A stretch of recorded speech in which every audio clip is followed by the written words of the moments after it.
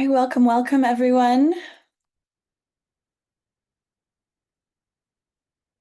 I think as we're waiting for more folks to join us, if you'd like to just go ahead and share where you're joining us from today.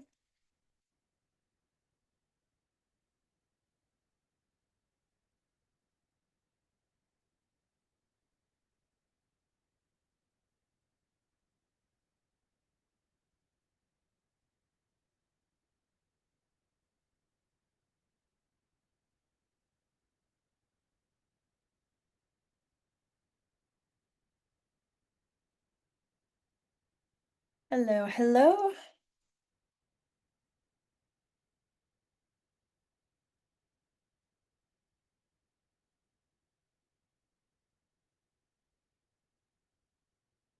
All right, for those of you just joining, we will get started in just a minute or two, just waiting for people to have a chance to trickle in. If you could just share in the chat where you're joining us from today, and we will get started momentarily.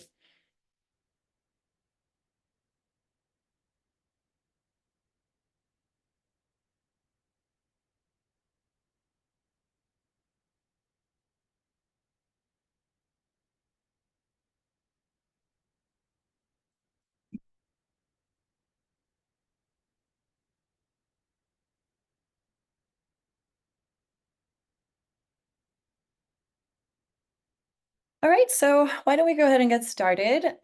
Welcome again to everyone. Thank you for joining us for this webinar. This webinar is the last in Rethink Media's summer training series focused on polling and data. If you missed the first two, please send us a message and we can get you access to the recordings for those. We will be recording this session as well. I'm also going to, I'll note that we'll be taking some time at the end of today's session for some Q&A. I won't be able to have my eye on the chat for most of the time, so if you could go ahead and put any questions that you have as they come up in the Q&A feature of Zoom, that would be great, and then we'll make sure that we get to those at the end.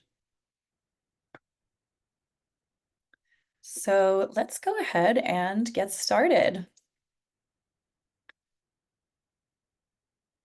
So again, today's webinar, we're going to focus on using polling data in your media work, whether that's publicly available polls or polls that you commission through your organization.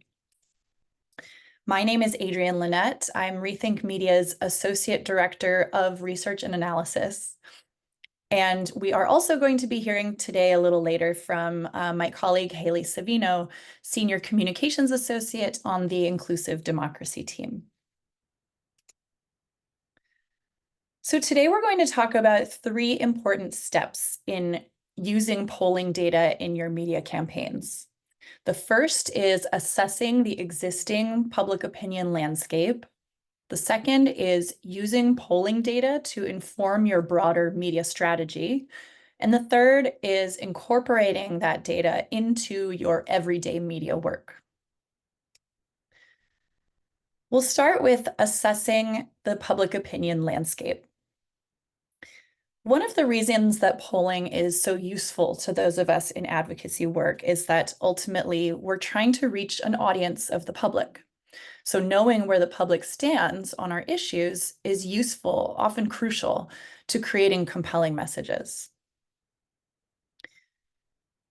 Our goal here is to develop an informed narrative by understanding the public opinion landscape. So we do that by assessing the overall level of public support. So in other words, where does the public stand on your issue? Then we break it down into subgroups.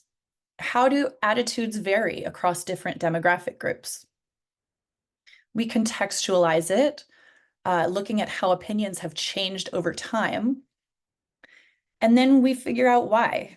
What are some of the key factors that shape people's attitudes? And finally, we use all of this information to build our narrative. So how do you assess where the public is on your issue? You start by looking at the big picture, by assessing the overall level of public support. To do this, you can start by just doing a quick internet search of your issue plus the keyword poll or survey. You may also want to limit your search to only news articles or only a certain time period. That's honestly how we start this process a lot of the time.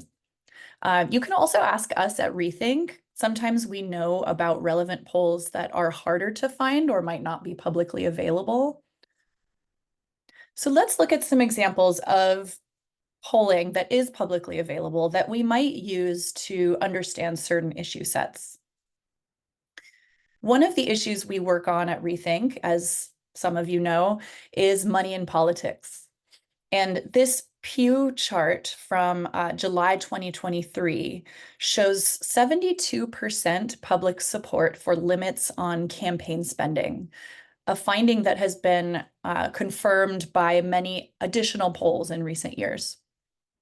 A very small minority, 11%, say that individuals and organizations should be allowed to spend as much as they want. So we know that overall, the public is on the progressive side of the money in politics issue. Another issue that has garnered a lot of attention in the past year, and that many of you on this call work on as well, is that of the US sending military aid to Israel. We have seen from numerous polls, including this one, also from Pew, that Americans are very divided on this issue.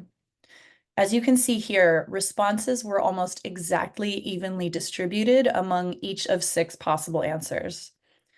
However, we see much larger differences in levels of support when we isolate certain age groups.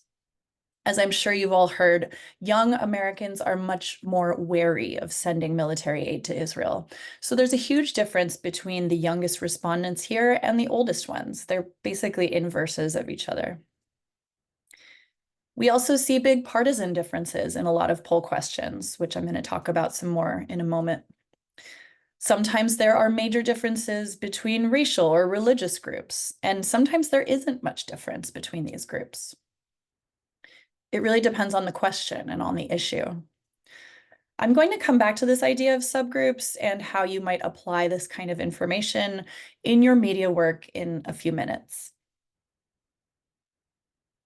I want to say a little bit more about polls and some caveats. You may have heard the phrase that a poll is simply a snapshot in time.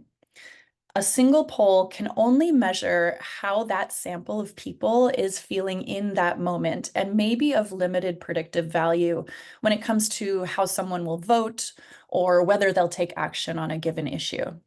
This is why we recommend relying on polling averages whenever possible. Some of you may remember this image we showed in the first data session.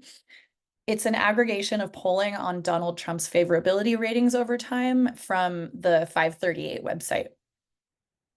Most of the polls indicate that his favorability rating in the purple there lands somewhere between 35% and 45%. And there's some outliers that you can see, but there's enough polling here to be able to confidently calculate an average, which is illustrated with the bold purple line there. It's also important to be aware that things can change over time, sometimes quite dramatically. With that in mind, it can be really helpful to look at polling over time. So if pollsters ask the same question multiple times at various points, then you can compare those results. So back to this issue of support for Israel, when Gallup polled Americans in November 2023, more people approved than disapproved of Israel's military action in Gaza. However, by March 2024, those numbers had shifted enormously. So by then, a clear majority disapproved of Israel's military actions. So sometimes the shift in opinion is what we want to pay attention to and highlight with our media strategy. These kinds of shifts can really generate a lot of news coverage, as this same Gallup poll did back in March. So public opinion is newsworthy, particularly when polls give coverage of breaking news events more depth and context. and when there's a major shift in opinion, like we see here. Reporters are often eager to hop on these as sort of trend pieces, and having a good understanding of how public opinion has changed over time is a great centerpiece around which we can build these truly compelling trend stories. Once you've assessed the overall big picture, analyzed the demographic breakdown, and looked at the evolution of opinions over time, you can try to figure out what are the key explanatory variables. In other words, what are the key factors that are shaping people's views on a given issue? As some of you might remember, again, from the first webinar of this series, partisanship is often a big explanatory variable because it correlates really strongly with people's views on a lot of issues. And it's become an even bigger predictor as Americans' political values or political attitudes have become more polarized. So in this GIF from Pew, which we also showed in the first webinar, we see that increase in polarization over time. You can see how as time goes by, the proportion of Americans whose views are consistently liberal or consistently conservative has grown, while the proportion of Americans with mixed views, those people in the middle, has grown smaller. So let's look now at a concrete example where we could try to find the explanatory variables. Here we see a basic demographic breakdown of Americans' views on whether abortion should be legal or illegal, in most cases or all cases. Some might assume that gender is a big predictor of whether someone thinks abortion should be legal. But as we can see here, it turns out there's not really a significant gender gap on this question. We see some gaps on age and education, but they're also not necessarily huge. However, religious affiliation correlates really strongly with views on abortion, as you can see. The percentage of US adults in each religious group who say abortion should be legal and illegal, it's really dependent on religious affiliation. White evangelical Protestants in particular, they're the most likely group to say that abortion should be illegal in most or all cases, while religiously unaffiliated people are the likeliest to say it should be legal in most or all cases. We also see some pretty strong correlation here in partisan lean. So in general, the stronger the correlation, the more likely it is for a given factor to be important in influencing or shaping people's views. That said, it is important to remember that correlation is not causation. Some of you may remember Eva's example about the correlation between kids who eat breakfast and high grades. It's not necessarily the case that breakfast causes high grades, that there may be other factors at play, right? So polling data can show you how correlations work, help you make educated, strategic hypotheses about what factors might be associated with people's views. But it doesn't give definitive proof that something like race or gender or religion actually causes people to have certain views.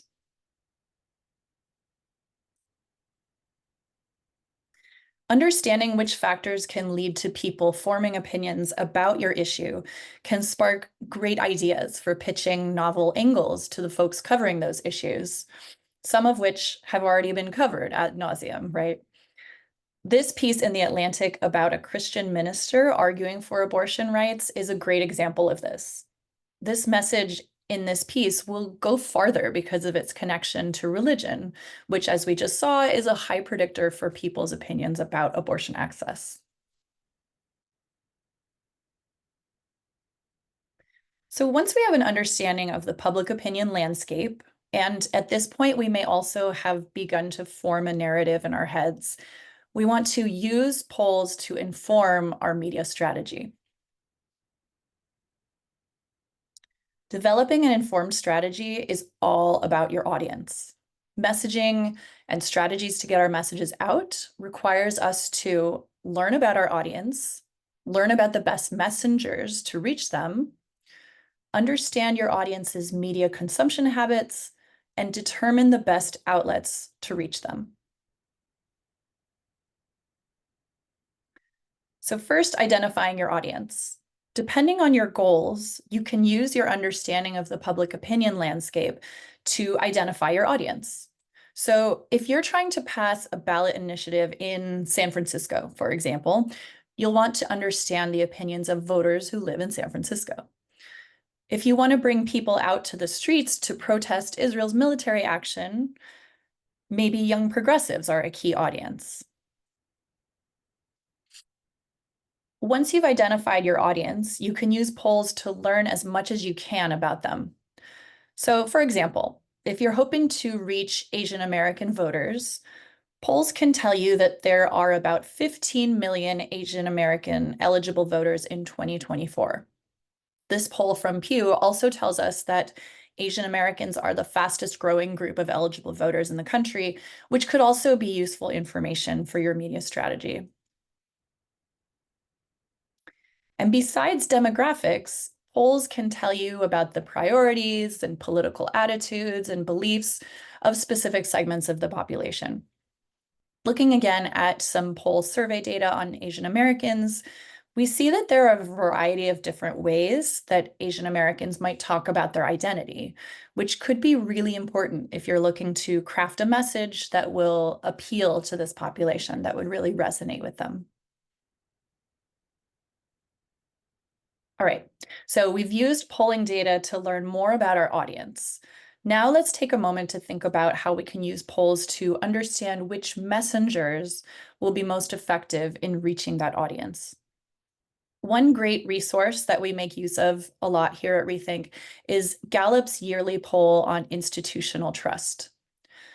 So you can see here that though trust in institutions is generally on the decline overall, one of the few institutions that Americans still view with confidence, at least 60% of them, is the military. So we can assume from this that many Americans view military messengers to be powerful validators. Obviously, this is one factor among many when deciding which messenger to use. A lot of audiences aren't going to be swayed by hearing from someone associated with the military, of course. So you need to always keep in mind your audience again. But this is indicative of the types of polling available as you start to develop informed hypotheses that'll help you choose the best messengers for a specific audience.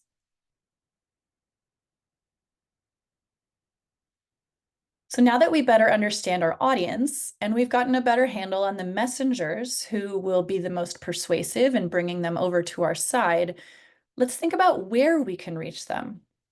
How can we target outlets we know they'll be watching and reading?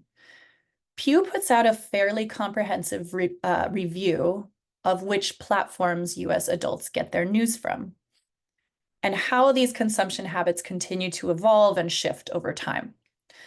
This polling can inform your earned media strategy, in other words, where you're pitching and placing pieces, but it's equally important to consider how these numbers can inform your owned media strategy. So let's take a look at how people use social media to get their news. In this report from 2023, we see that women are generally more likely to use Facebook and Instagram, while men are more likely to use YouTube or Twitter. So if you're trying to reach women, you're probably better off focusing on Facebook or Instagram. We also see some interesting age group differences here. So take a look at the age breakdowns that you see in this chart. And then in the chat, tell me what you think would be a good platform to advertise on if you're targeting the youngest users, so people ages 18 to 29. Take a minute to see what everybody thinks. TikTok for sure. And that's actually grown since this chart, since this is 2023. So any others? Could be more than one. TikTok, Reddit. Yeah, great.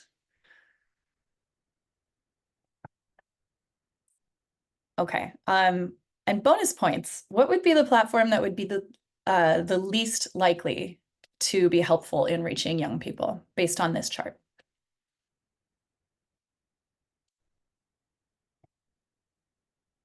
Yes, I see a Nextdoor. That's right. Definitely. All right, great. So once you've broadly thought through where your audience gets their information, try to get more specific. Figure out where to pitch to, and don't be afraid to think outside the box. Maybe your audience is reading magazines, likely online magazines. For example, Teen Vogue, Wired, GQ.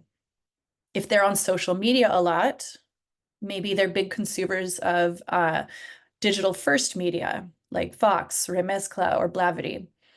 Or they could listen to a lot of podcasts. Maybe they listen to Latino USA or Pod Save America. Or maybe they've pivoted to video and they're watching Now This. No matter the cross section of demographics you're trying to reach, there's probably a specific outlet or a set of outlets that would be a great fit for the story that you're trying to tell. And when you're trying to reach a certain audience, you might need a little help, and we can always provide that support at Rethink. So, for example, we have published guides on our website on Instagram storytelling, working with influencers, other aspects of social media advocacy, as well as some resources for pitching to more traditional media. Our colleagues are experts in pitching journalists and placing op-eds. And so please don't be shy about reaching out for these resources or for individual assistance. We're always happy to talk through these. So once you've assessed the public opinion landscape and created a more informed media strategy, it's time to incorporate polls into your everyday media work to execute that strategy. This can be a big undertaking, but it doesn't have to be. The key is making polls work for you, incorporating them into your media habits. Some of the ways that you can use polls are to test effective messages. You might use them to develop impactful talking points or to lend credence to pitching that you're doing. They can also aid in media accountability. So let's look at each of these in more detail. I'm sure most of you in today's session have seen message testing research. Some of you may have even commissioned it yourselves.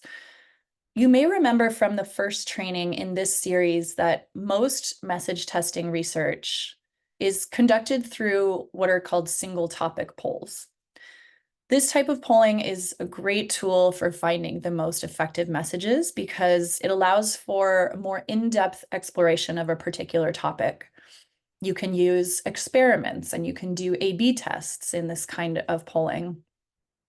And they're customizable for a particular organization, a particular client. Of course, you can also use single issue polls to just assess support for a specific initiative or a piece of legislation, for example. I'll note here that although much of the data that we're talking about today comes from publicly available polls, which anyone can find, there's also the option to commission your own poll, and Rethink is happy to help with that as well. We have experience doing message testing, that is trying to figure out which arguments are the most persuasive, as well as simple assessment of overall support for a position or for a ballot initiative. And just to share a couple of examples and to give you all some insight into how the polling process might work, in case you might be interested in doing this yourselves, Rethink conducted a couple of single issue polls in the cities of Seattle and Oakland to assess support for their public campaign finance reform ballot initiatives. So I'm going to turn now to my colleague Haley to say a little bit about these polls, how they came about, what they found, and what the campaigns did with the results. Haley? Yeah, hello everyone. Very happy to be here today. I'll try to keep this brief, but just as an example, so kind of as Adrian noted in the presentation already, polling and research is definitely going to look different depending on your issue area, and the different topics that you all work on. But for me, I work in the democracy space with our partners, doing a lot of money and politics reform issues. So the example I'm going to focus on here is, as Adrian noted, some campaign finance reform measures that our partners in Seattle and Oakland were working to pass a couple years ago now. It feels like a lifetime ago. And I'm specifically just going to touch on Oakland for this example. So for context, back in 2022, which again feels like a lifetime ago, Rethink was working in coalition with some partners in Oakland, California to bring democracy dollars to the city. Democracy dollars is a form of public campaign financing, sort of similar to small donor matching programs, which some of you might be familiar with, and had recently passed with a lot of success in Seattle, Washington. And so the partners in Oakland wanted to, try their hand at it. So after many, many years of planning and organizing and message testing and working to build a really strong coalition in Oakland, our partners were setting out to pass democracy dollars through a ballot initiative in November of 2022. And so earlier that year, they did a viability campaign just to sort of assess where voters were at in terms of support for public financing measures like democracy dollars. They did a couple of different focus groups to do some message testing. And the summer going into the election year, Rethink offered to do an additional poll for their campaign to gauge support again for the ballot measure going into that last couple months push to election day. And the previous viability poll that they did in early January did show really good support. They had a majority, which is why they chose to go into actually moving forward with the ballot measure that year. Which was really great. But we just kind of wanted to touch in again just to see, if there were any gaps or if they were lagging going into that, so that the community organizations on the ground knew, okay, we should reach out to this neighborhood more in our, door-to-door knocking efforts and, get out the vote efforts and stuff like that. So Adrian and our team worked on this poll again to test support for the measure, and it came back with really awesome results. It was over 70% support for democracy dollars, which was awesome. It showed that a lot of the work that our partners had been doing over the past several years and in the last year were really paying off, which was, obviously just a great thing for them to know, but also really helpful for them, again, in that final push to election day, and also a great resource for them to share with their funders, because obviously when you do ballot measures, you need money to do that. So it was also a great resource to share with their funders to get some additional money in that last month to election day. So yeah, that's just one example, and I'll just kind of stop there. Yeah. Thanks so much, Haley.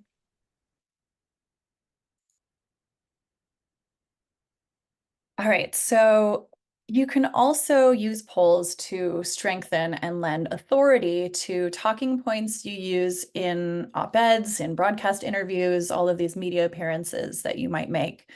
So, for example, in an interview or op-ed in which you are advocating for a ceasefire in Gaza, you could cite a number of polls that show that a majority of Americans support a ceasefire to really back up the claim that you're making.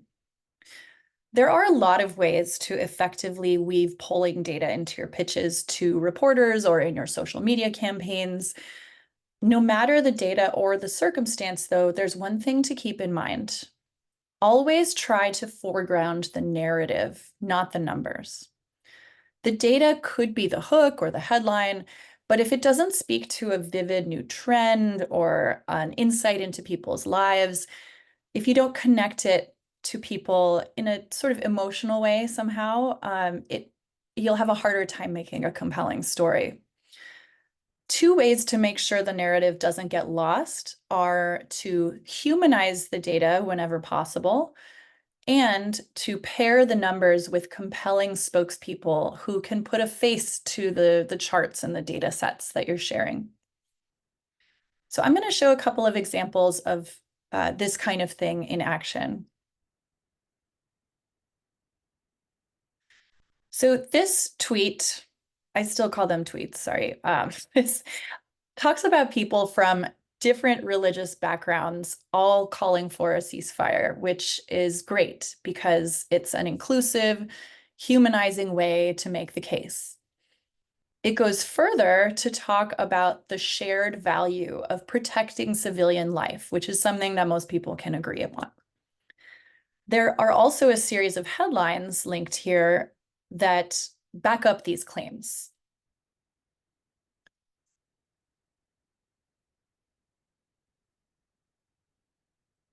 Another example is this tweet from Michael Moore, refuting the notion that the US is a white Christian nationalist conservative nation, using stats about Americans supporting various policy positions like abortion rights, ceasefire, etc., to make a case for common popular American values.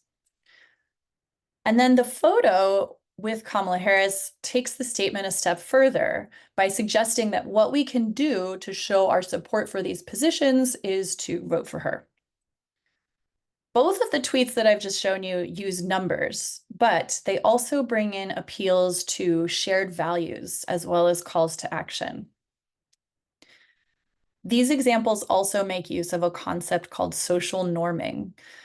This is based on the theory that people are more likely to support ideas that already enjoy widespread support, that are already pretty popular. People want to feel like they're part of the group, right? Like their opinions and beliefs are shared, that they're normal, basically that they're not weirdos, right? I'll also note that for this example, the messenger is particularly relevant. A tweet from Michael Moore is likely to resonate more with some audiences than with others, right? So you want to keep that in mind when promoting messages from certain people or certain groups.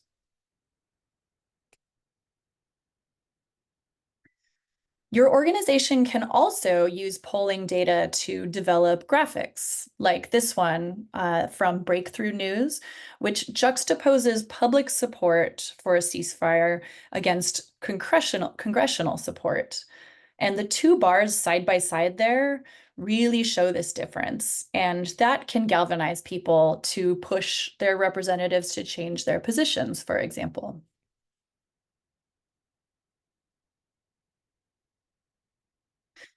So you now know a lot about how to assess polls, what they say, what they don't say, how reliable they are, especially if you've come to all three sessions. So if you're keeping an eye on how polls are being reported in the news, you'll probably notice that they aren't always represented accurately, or they may highlight certain aspects of the poll while downplaying others. And you can call them out on this. Twitter is a great place for that. X now, sorry. So here's an example of someone doing just that.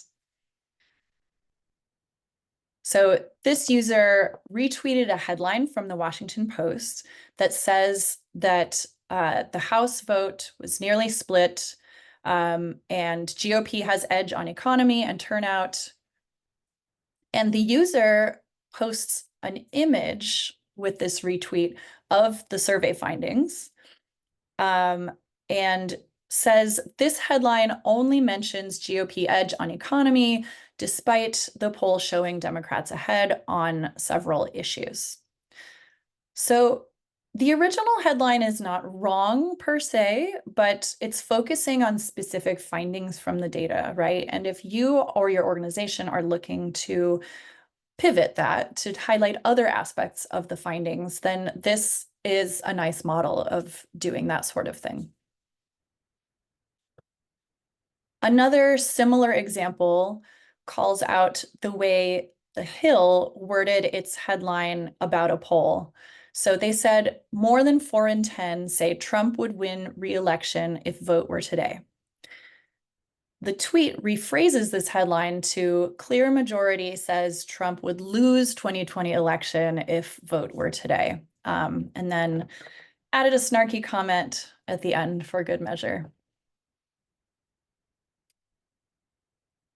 So ultimately, polling can give us a window into the thoughts and feelings of our audiences. As advocates, we can use public opinion data to develop powerful narratives that both generate coverage and resonate with our target audiences, whether they're progressive young voters in coastal states or moderate rural Americans who aren't habitual voters, or people who identify as Muslim, Arab, or South Asian, or Republicans from the South. Again, it all depends on the audience. So let's do something a little interactive now. Here is some data from a recent Economist YouGov poll that asked a number of questions, not all related, but they did ask this one about expanding eligibility for the child tax credit among lower income families. So just take a few moments to look over the data. What sorts of impressions does it make on you?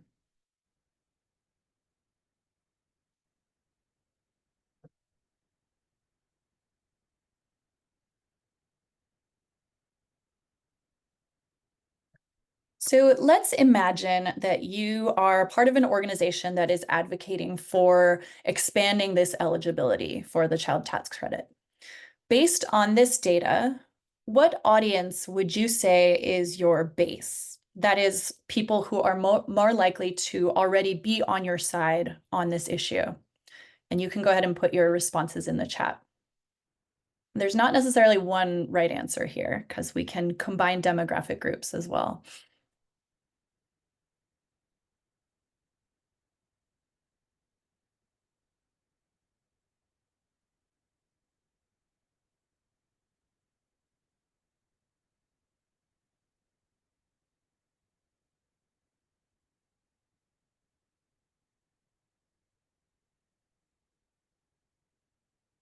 I'm seeing Democrats, liberals.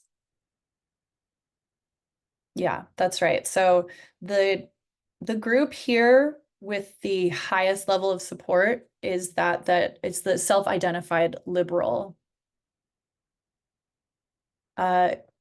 Democrats are also very supportive. People who plan to vote for Harris, very supportive. Yeah, older adults. But yeah, as Nancy noted also, support is pretty high consistently.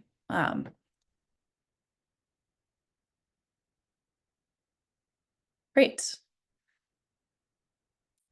Now, what audience would you say is the least likely to be on your side?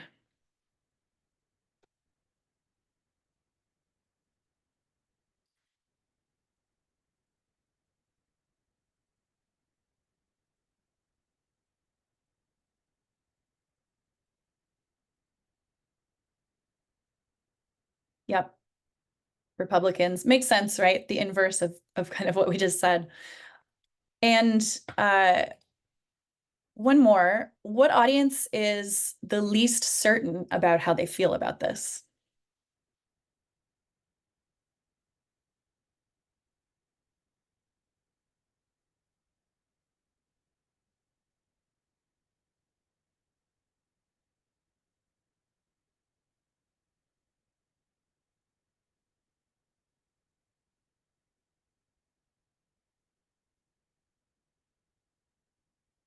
Yeah, so I'm seeing some young people. That's right. So if we look for the shares of people who said not sure to this question, they're not sure whether they support or oppose, we see higher rates among young people. There's 26% of people 18 to 29 said that, as well as among independent voters.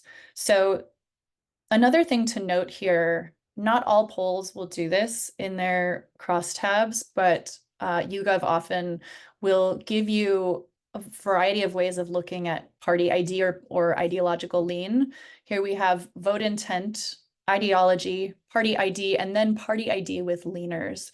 So these are important to keep in mind if you are looking to target particular ideological groups. Keep in mind that there are different ways of kind of classifying those people. Okay, great. Thanks everybody for your participation in that. I do have another question for us, a chance to be a little bit creative. So let's imagine you are writing an op-ed advocating for expanding eligibility for the child tax credit. Keeping in mind the principles that I talked about earlier, so social norming, naming shared values, etc., what are some talking points or even narratives that you might come up with that make use of this data to advocate for expanding the tax credit? So just take a couple minutes to think this over and go ahead and write your responses in the chat once you've come up with something. Again, no right or wrong answers here. We're just practicing.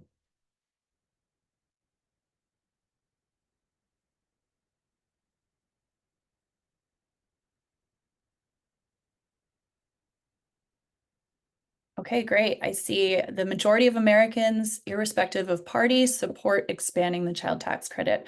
That's great. It is kind of rare that you come across a policy that is supported by majorities, regardless of what party they're in, right? So that's a great data point to highlight.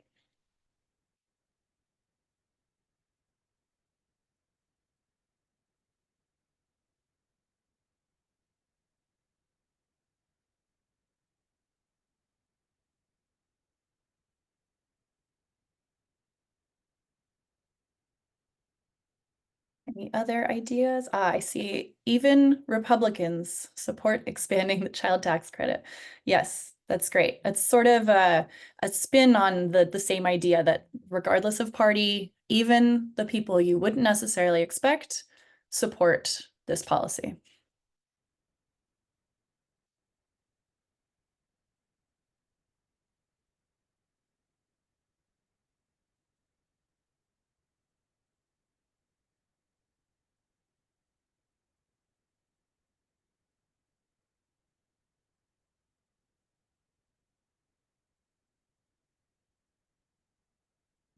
Yes, thank you, Kathy. Love this. Black, brown, or white, we can all agree that expanding the tax credit makes sense. Yeah, that's great. That idea of kind of common sense that kind of harkens back to this idea of the shared values that we all care about children. It just makes sense to support this. And even people on the other side of the aisle support it. Yeah, all of those are great.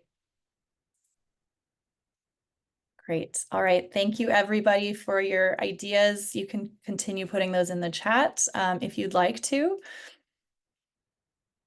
But with that, I think we'll go ahead and have a little Q&A. If there are questions that I should address, I'm going to stop my share so that I can see better what's going on in the Zoom. Adrienne, there have been a couple of good questions that were submitted a little bit earlier. So one of them was, it seems that you should use multiple strategies for the same topic depending on age. This is referring to where to reach different kinds of audiences.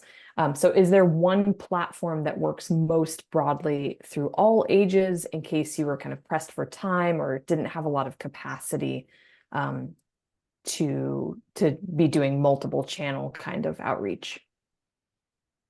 Yeah, that's a really great question. And,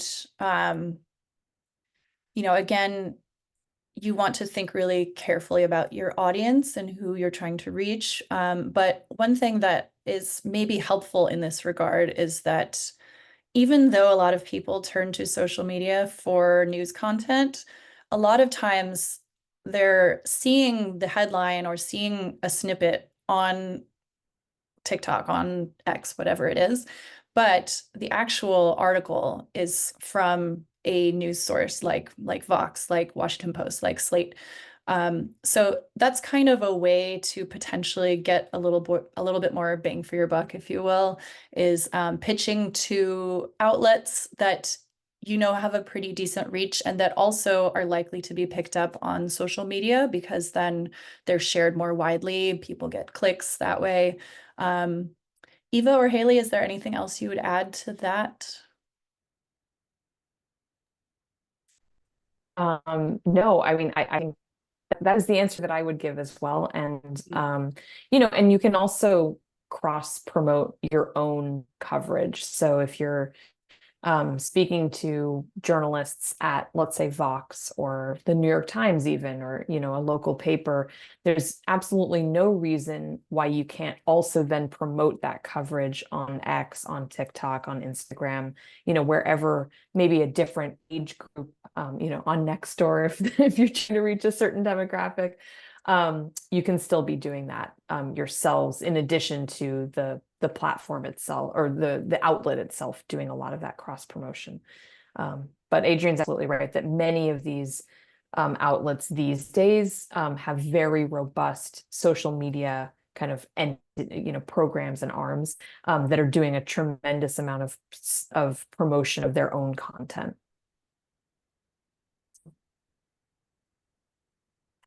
Okay, another question that we got was, would it be good to target different groups with different subjects depending on which issue polled best with that group? So should you basically be diversifying your strategy around different kinds of topics, or maybe you're trying to reach different audiences and thinking about, okay, what's the the way I get in with this audience? Should you be diversifying like that? Yeah, another really good question. I think, again, it would depend on the sort of resources that your organization has, the amount of time you have. But I think that can work well as long as the overarching message is still, that thread is still there in every single kind of campaign that you're putting out. I'm kind of reminded of the For the People Act had a ton of different provisions in it, right, that were all related to each other, but different components of it polled better than others with different groups. So that might be a scenario where if you're trying to galvanize support for a piece of legislation that's a big piece of legislation like that, you might look at polling on the individual pieces of it and then target certain audiences by focusing on those pieces. Again, that's like in a perfect world if you have lots of time and resources to be able to do that. But yes, I think that's a nice strategy, and it really shows that you're thinking carefully about audience, which is always important. All right, I see another question here. Do you need to include a link to polls data in one's op-ed, such as the summary we looked at? I tend to think that yes, that's a good idea to always cite, of course. I know that it will probably depend on the outlet that you're pitching to, how they want that to work. I know a lot of outlets will, instead of linking directly to the crosstabs, which can be kind of overwhelming for people, they might just link to, if YouGov wrote up a short little article about that survey, as long as they mention that question, then that's usually sufficient, and that can be better. But if that's not available, then linking directly to the crosstabs is good too, because it's always important to cite your sources, right? Haley, do you have other thoughts on that, since you work a lot with op-eds? Yes, please. Yeah.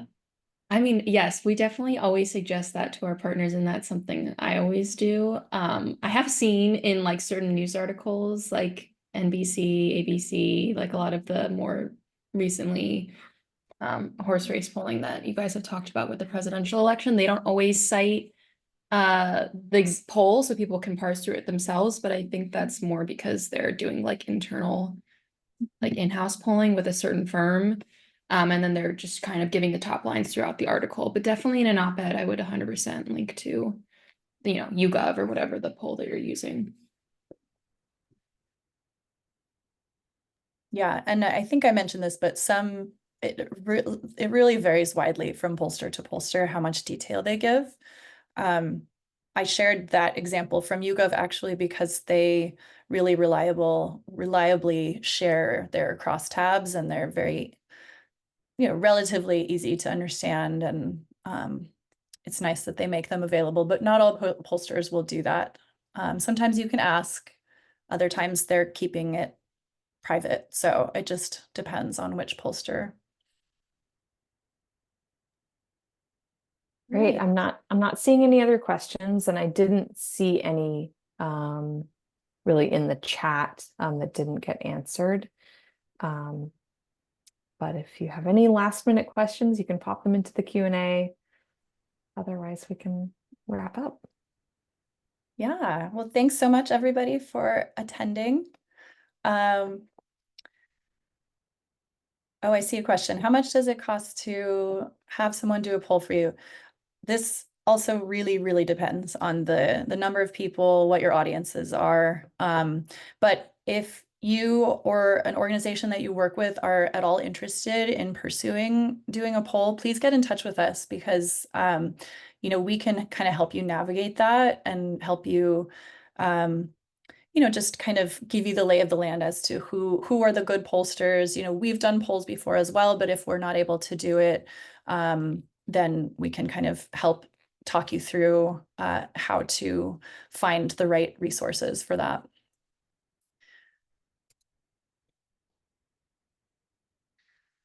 All right, so I think we'll go ahead and end there a little bit early. Thank you, everybody, again for coming. And thank you to those of you who attended the other sessions as well. We hope they were helpful to you. And again, they've all been recorded. So if you would like the recordings and you don't have the links yet, please reach out to us. We're very happy to share that. And also, if questions occur to you after today, please shoot us an email. We're always happy to be in touch about this kind of thing. So thanks, everybody. Have a great rest of your day.